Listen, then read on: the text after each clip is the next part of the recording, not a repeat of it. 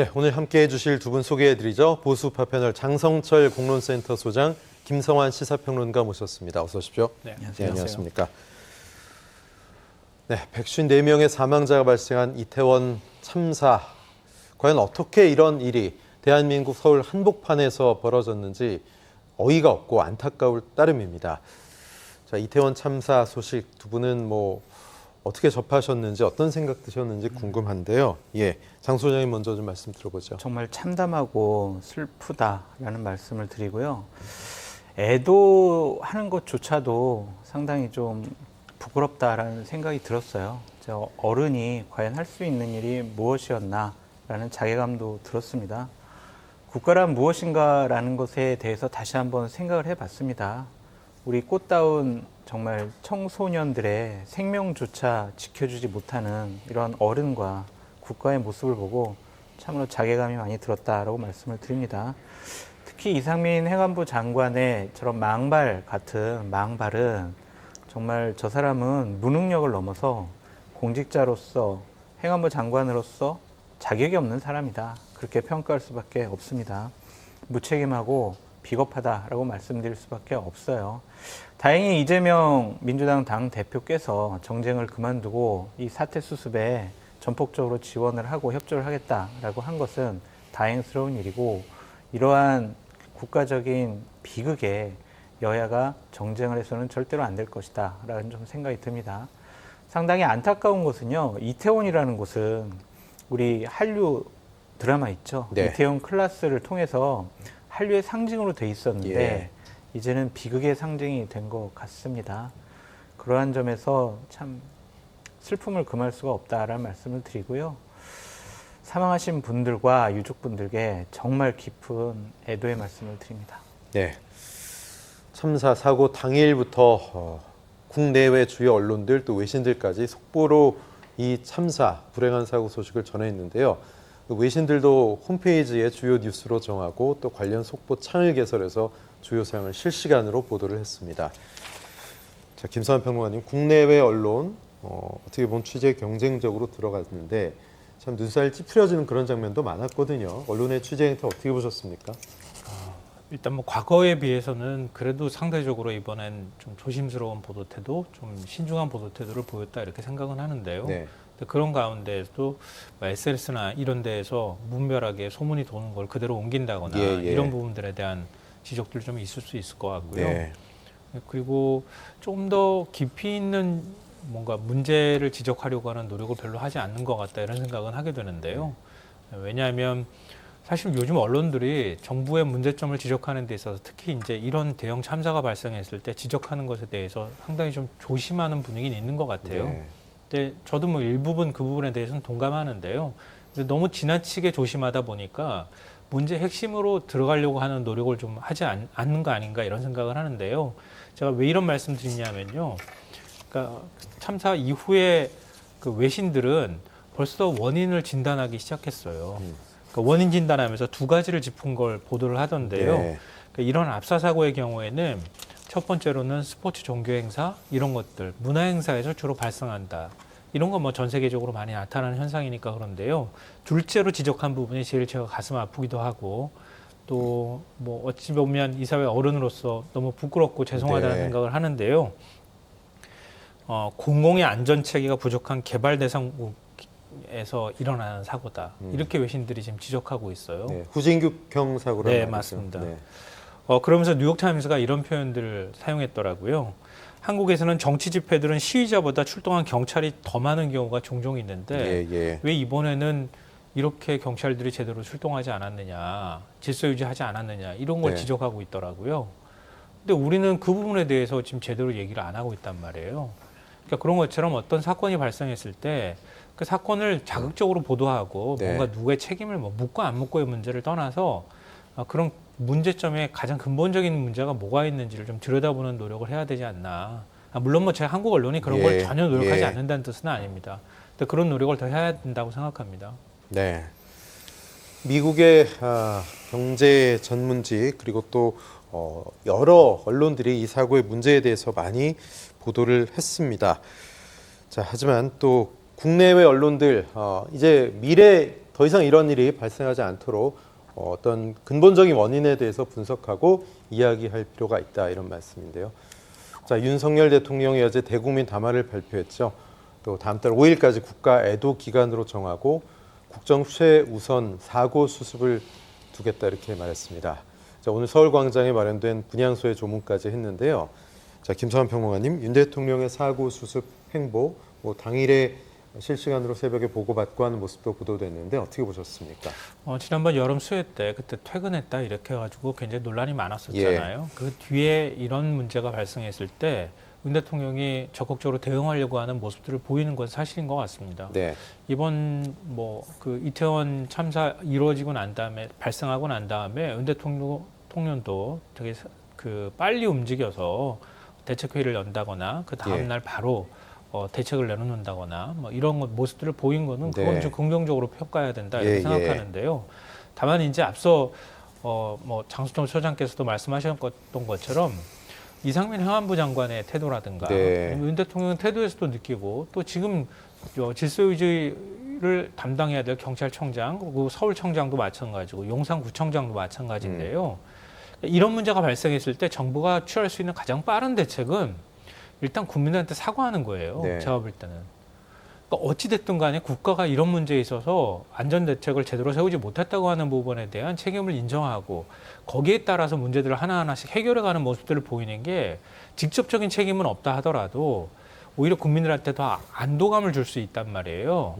근데 그런 면에 있어서 지금 사과한 사람을 제가 한 명도 못 봤어요. 공식적으로 인정하지도 않았고요. 심지어 여당 당대표격이라고 하는 정진석 비대위원장은 지금 추궁의 시간이 아니라 추모의 시간이다. 이런 식의 얘기를 하는 거예요. 그러니까 책임이 돌아올 것만 어떻게 피해볼까 지금 전전긍긍하는 듯한 태도를 보이고 있다는 겁니다. 그러니까 그게 과연 맞는 태도인가. 어찌됐든 이런 문제가 발생했을 때 특히 행안부 장관의 경우에는 재난안전을 담당하는 주무부처 장관이잖아요. 그럼 먼저 국민들께 사과했어야죠.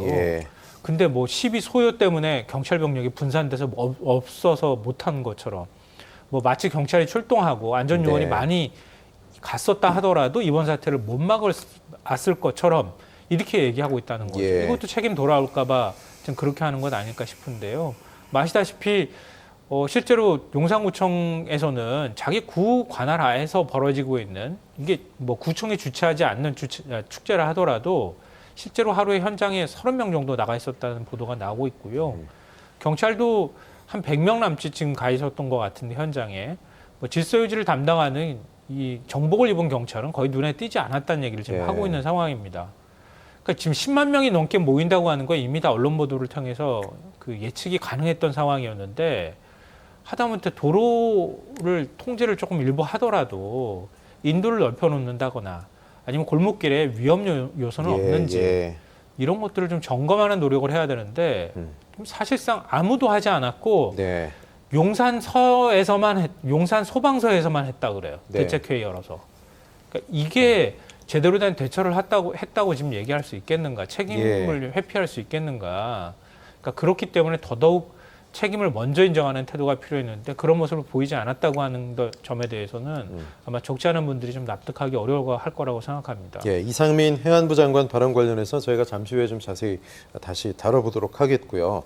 자, 미국 언론들도 과거 박근혜 정부 시절 세월호 참사 때 당시의 대응과 비교하면서 지지율이 떨어진 윤석열 대통령의 리더십 시험대 이야기를 하고 있습니다. 장 소장님 어떻게 보십니까? 이게 윤석열 대통령한테는 상당히 뼈아플 거예요. 세월호라는 국가적인 비극과 이번 용산 이태원에 있었던 참사가 같이 취급받는다라는 것, 같은 이미지를 연상시키겠다는 것, 이것만으로도 상당히 타격을 받을 수밖에 없다라고 말씀을 드리고요. 무엇보다 정말 아름다운 청소년들이 저렇게 비극적으로 사망한 사건 아니겠습니까? 저는요, 기본적으로 유능하냐, 무능하냐, 이거는 사고를 사전에 예방할 수 있느냐, 없느냐, 그걸로 말씀드리고 싶어요. 물론, 블룸버그 통신에서는 지금과 같이 민감한 상황에서는 작은 실수도 현재 정부의 무능함을 보여주는 대표성을 띌 수 있다.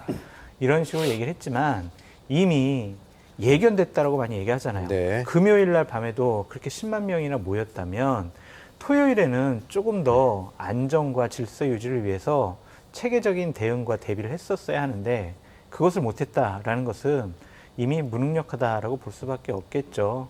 물론 그 이후에 발빠르게 시간별로 대통령께서 사고 수습을 하기 위한 노력들에 대해서 여러 가지 대통령실에서는 상당히 좀 브리핑을 하면서 예. 우리 대통령 이렇게 열심히 일하고 있어요. 이렇게 내보이긴 하잖아요. 아무것도 안 하는 것보다 훨씬 낫지만은 사고를 미연에 방지하지 못했다라는 것. 대통령에게만 책임 물을 수는 없어요. 하지만 행정안전부 장관이라든지 경찰청장이 여러 가지 경각심을 갖고 대비하지 못하도록 했다라는 것. 국정 운영에 무한한 책임은 대통령에 있지 않겠습니까? 예. 대통령께서 이 사태가 이제 어느 정도 수습되고 난 후에는 책임 소재를 분명히 좀 가리는 인사적인 조치가 필요하다라고 예. 말씀을 드립니다. 뭐 이 말씀 드리고 싶은데요. 네네. 세월호 참사 이후에 우리 사회가 안전에 관해서 굉장히 의식도 높아졌고요. 예. 유사한 어떤 안전사고가 발생했을 때 또 재난이 발생했을 때 어떻게 대처해야 하는가 이런 부분에 대해서도 뭐 사회적 수준도 저는 올라갔다고 생각해요. 경각심을 많이 갖게 네, 됐죠. 그리고 네. 정부도 그런 부분에 대해서는 굉장히 예민하게 반응하고 또 아주 긴급하게 움직여야 될 때는 그렇게 움직여 왔다는 거예요. 근데 예를 들면 이런 거죠. 지난번에 수해 발생했을 때 그때 오세훈 시장 퇴근했다 뒤늦게 뛰쳐나왔잖아요. 근데 역으로 한번 생각해 보세요. 서울에 폭우까지는 아니더라도 많은 비가 내릴 거라고 하면 긴급하게 뭔가 시스템을 가동하고 있어야 되는 게 맞는 거란 말이에요. 근데 사실 그거는 시스템만으로는 해결하기 어려운 점이 있다는 거예요. 그러니까 미리 준비하는 것은 그거는 지자체장의 결단이라든가 이런 것들이 선행되어야지 시스템이 작동하는 문제가 있단 말이에요. 이번 같은 경우에도 용산구청이 그랬더라면, 그러니까 우리 세월호 참사 때 똑같은 질문을 했어요. 용산구청이 안 하면은 그럼 경찰이 먼저 나섰더라면, 경찰이 안 나섰더라 하더라도 현장에 경찰이 있었기 때문에 여기 심각합니다. 굉장히 많은 인원이 있기 때문에 질서 유지가 필요합니다라고 보고만 잘했더라면, 예.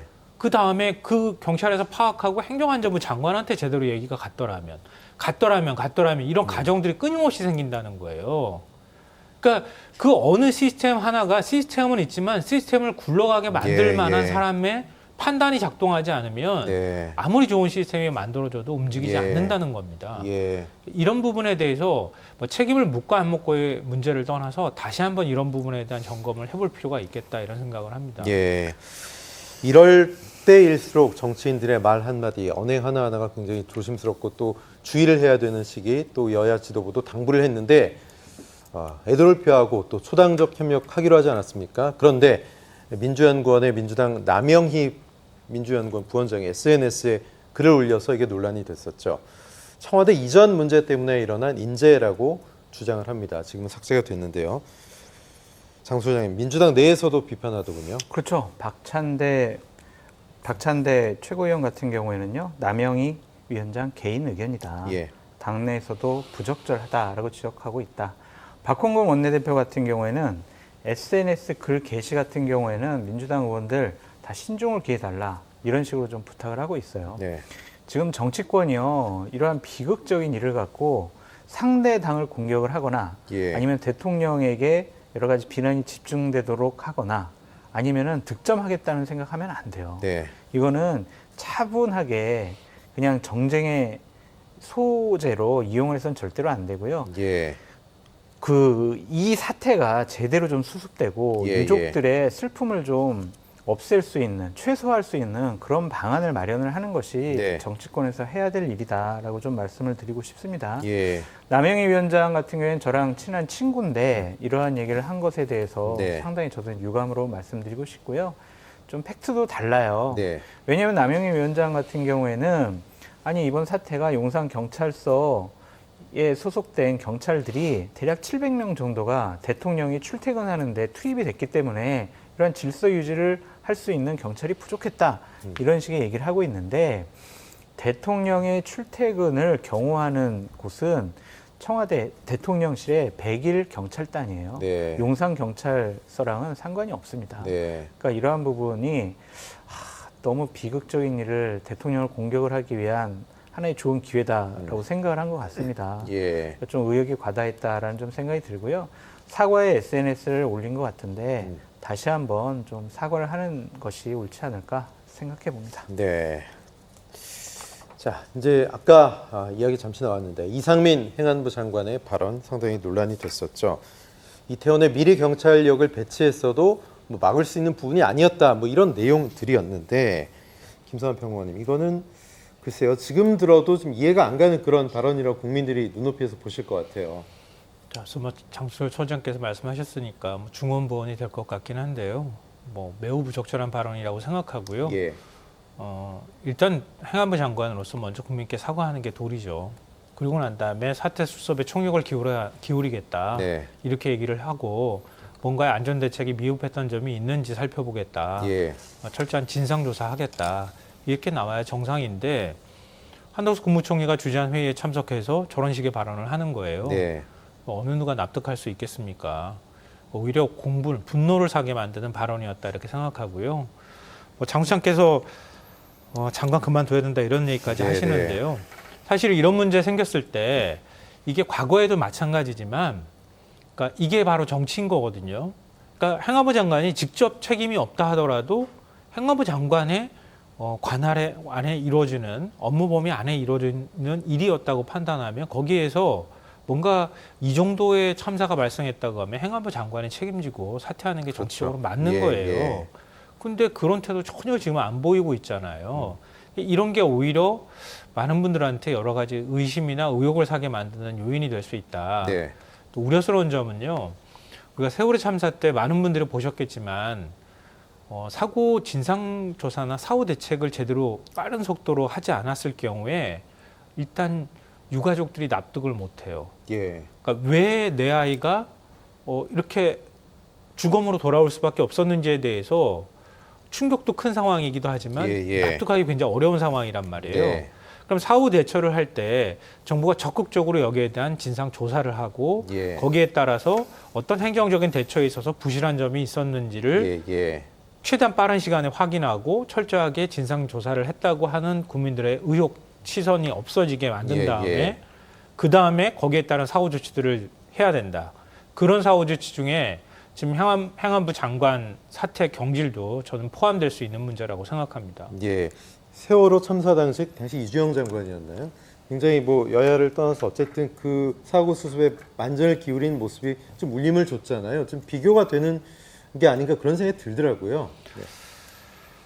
뭐 그때하고 지금하고 똑같습니까? 이렇게 네. 물어보는 분들이 혹시 있을지 모르겠지만요. 지금도 역시 뭐 똑같은 원인은 똑같은 문제라고 저는 생각해요. 뭐 그러니까 이상민 장관이 어떻게 해서든 이번 문제에 있어서 솔선수범해서 사태를 진두지휘해서 사태 원인 조사뿐만 아니라 거기에 따른 사후 조치에 미흡한 점이 없도록 해야 된다. 네.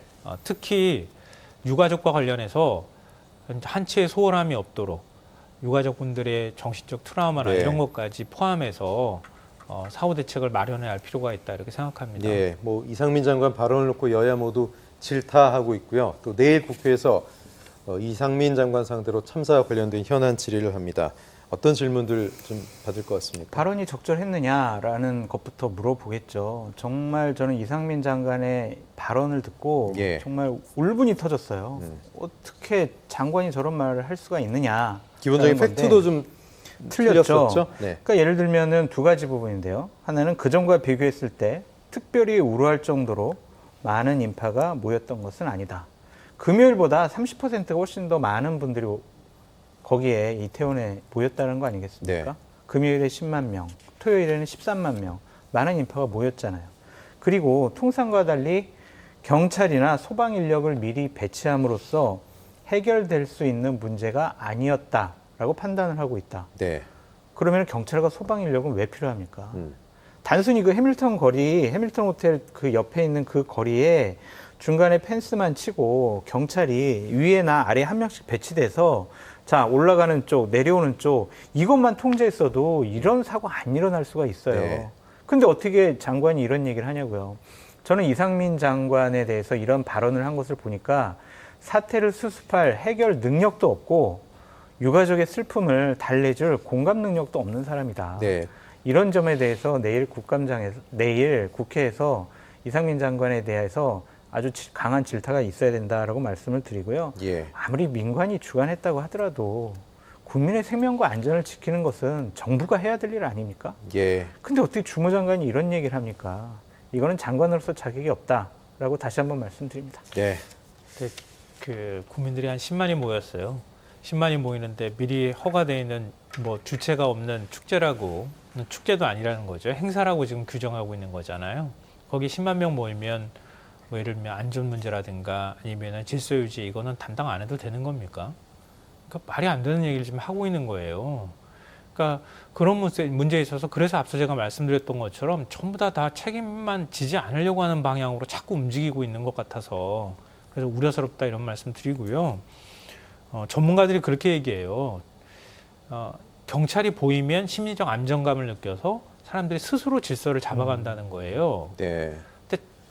구청 직원이나 아니면 경찰만 조금 더 병력만 더 많이 배치됐다 하더라도 이렇게 막 떼밀리고 이러는 상황들은 덜 발생했을 수 있는 네, 거예요. 네. 근데 그런 것조차 하지 않았으면서 어떻게 저렇게 얘기를 합니까? 그러니까 많은 국민들이 아마 이해하기 어려울 거라고 생각합니다. 그 오늘 뉴스 인터뷰 보니까 그 근처 상인분이신 것 같은데 눈물을 흘리시면서 경찰 2명만 이 앞에서 인원 통제하고 있었더라도 막을 수 있었다 이런 말씀하시는데 물론 뭐 개인 의견입니다만 상당히 좀 시사점이 있지 않나 그런 생각이 들었습니다. 그러니까 더 그런 게요. 이게 뭐 언론 보도가 130명이다, 170명이다 좀 엇갈리고 있는 상황이긴 예. 한데요. 대부분 외사 형사들이 가서 배치돼 있었다는 거예요. 네. 그러니까 마약과의 전쟁 때문에 주로 그런 부분들 단속하기 예, 위해서 예. 나가 있었고 실제로 질서 유지를 담당하는 경찰은 몇십 명 수준밖에 안 됐었다고 하는 거예요. 그 넓은 네. 이태원에. 그러면 대통령과 장관이 마약과의 전쟁 선포하고 그런 부분에만 관심을 가졌지. 나머지 질서 유지에서 지금 저렇게 많은 사람들이 모여 있는데 저거 어떻게 통제해야 됩니까? 라고 고민하는 사람은 아무도 없었다는 얘기잖아요. 예. 그것 자체가 사실은 아까 제가 말씀드렸던 것처럼 시스템이 아무리 잘 돼 있어도 판단을 누군가 해야 되는데 판단을 못하면 이런 일이 발생한다. 그거하고 연결되는 문제라고 예. 생각합니다. 희생된 154분의 영혼을 위로하고 또 유가족들 위로하고 또 조속한 사고 수습에 모두가 만전을 기해야 될 때가 아닌가 싶습니다.